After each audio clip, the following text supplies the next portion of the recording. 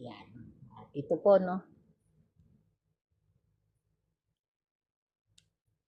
ang energy na to, no, na nakukuha natin sa ngayon po, no, hindi siya totally, no, na nagsasabi ng totoo sa iyo.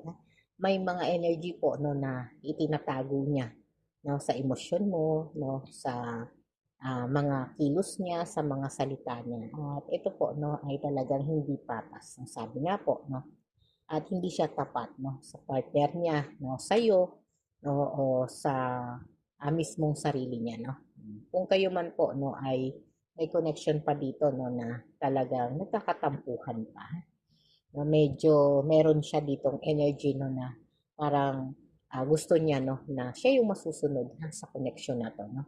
At kung ang energy na to, no, parang ikaw pa yung talagang magtitimpla ng kape niya, no, mag-aasikaso sa kanya, no, talagang parang naaabuso kanya, no, ng sobra, sa sobrang kabaitan mo, no, o sa sobrang pagtitiis mo, no, sa connection na to, no. At syempre, ito yung Four of Cups, no, na sa ngayon po, no, ay parang may mga energy tayo dito na medyo nawawalan ka ng gana o naboboard ka na sa connection na meron kayo.